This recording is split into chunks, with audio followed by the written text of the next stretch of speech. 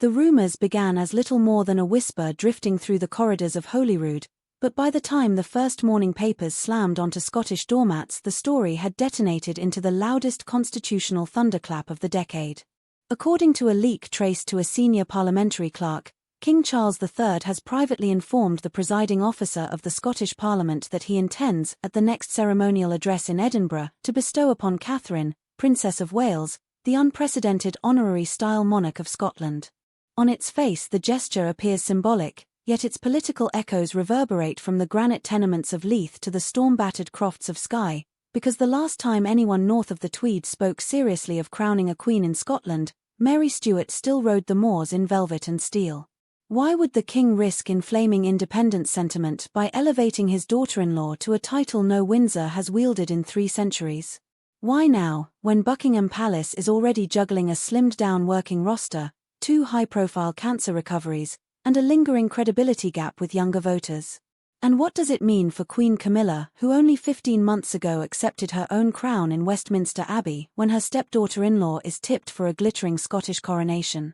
Tonight we pull back the tartan curtain on the bargaining, the backstories, and the staggering poll numbers that convinced King Charles to take the boldest dynastic gamble of his reign.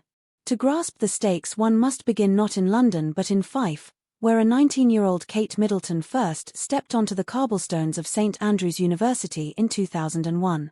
She boarded the Highland Line as an anonymous art history fresher and left 4 years later as the steady centre of Britain's 21st-century fairytale, the commoner who had captured a prince and, by extension, a nation's imagination. What has been less publicised is the depth of the roots she sank into Scottish soil during those formative winters, the Cayley nights she spent learning Strip the Willow in draughty medieval halls, the beach cleanups along West Sands, the weekends lost exploring Gaelic chapels on the Isles of Harris and Lewis. Friends still recall how she mastered a lilting to Pard Leet, thank you, long before palace protocol demanded such flourishes. 2 decades on, that emotional capital endures, powerful enough, advisers insist, to translate into political capital at a moment when Westminster desperately needs fresh reservoirs of goodwill north of Hadrian's Wall. The numbers are startling. A May 2025 YouGov survey found that 82% of Scottish respondents view the Princess of Wales favourably, 6 points higher than the late Queen Elizabeth II scored in her final year. Among voters aged 18 to 34, a demographic Westminster typically loses 2-1 to Republican or pro-independence sentiment. Catherine's approval soars to 88%. By contrast, support for the monarchy as an institution in Scotland hovers at 51%, perilously close to the margin that fueled the 2014 independence referendum. Courtiers have quietly warned the king that without a galvanizing symbol of modern relevance, the next vote could tilt the other way. Their proposed antidote is Catherine, a relatable mother of 3, cancer survivor, mental health advocate and soon, perhaps, Scotland's own crowned cultural patron. Yet nothing at court happens without friction. Queen Camilla's allies concede she was blindsided when Charles floated the idea during a March strategy meeting at Birkhall. Sources insist the Queen supports anything that strengthens the union, but she reportedly bristled at drafts of briefing papers describing Catherine as a sovereign presence north of the border. Palace aides hastened to insert reassurances that Camilla remains First Lady of the realm, while Catherine's Scottish remit will be strictly ceremonial, opening Parliament, hosting St Andrew's Day receptions at Holyrood House, and championing projects on early years education and rewilding the Highlands. Insiders swear no new regnal number, no separate Privy Council, no competing royal household is planned, only an evolution of the Crown's regional representation. Still, headlines gleefully predicted thistle wars between Windsor spouses. One tabloid even claimed Camilla demanded exclusive rights to Balmoral's annual barbecue. Sources close to both women dismiss such talk as fantasy. Their relationship, one lady-in-waiting told me, is grounded in mutual respect and a shared eye roll whenever the press tries pitting them against each other. What is not fantasy is the rough handling Catherine has endured these past months. After announcing her cancer diagnosis in a raw video address last spring, she vanished from public view to undergo preventative chemotherapy.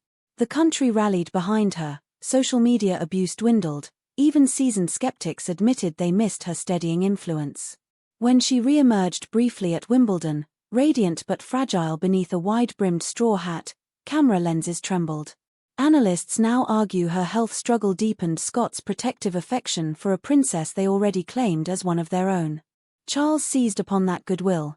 Where better to cement his modernizing legacy than by lifting the convalescent muse of St. Andrews to a throne she never sought but is uniquely prepared to humanize? Of course, symbolism alone will not secure the union. Nationalists scoff that no shiny coronet can erase economic grievances or democratic deficit. SNP strategists plan to frame the title as proof Westminster treats Scotland like a duchy to be assigned at royal whim. Catherine's task is therefore delicate: embody unity without appearing a pawn, champion Scottish causes without overshadowing Holyrood's devolved powers, extend tenderness without slipping into political sermon. Allies say her greatest asset is precisely that tenderness.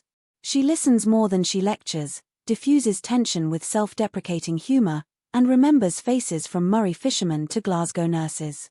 One veteran SNP councillor told me, "We can oppose the monarchy and still like the lassie, it's confusing, but that's her talent."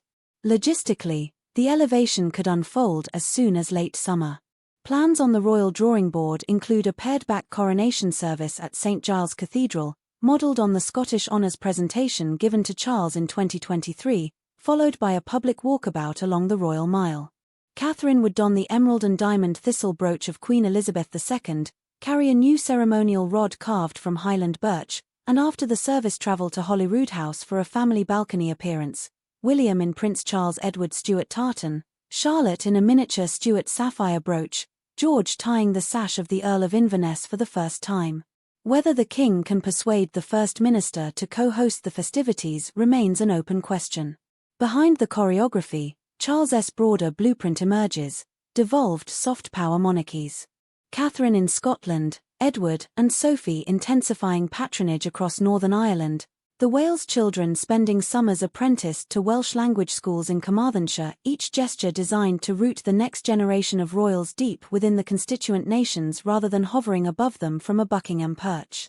The strategy recalls Victoria's retreats to Balmoral, but with 21st-century outreach: Instagram reels of Catherine reciting Robert Burns, Prince Louis painting Orkney seascapes for a children's hospice auction, a podcast recorded in Gaelic discussing postpartum depression. If it works, the monarchy rebrands itself as a network of locally embedded ambassadors.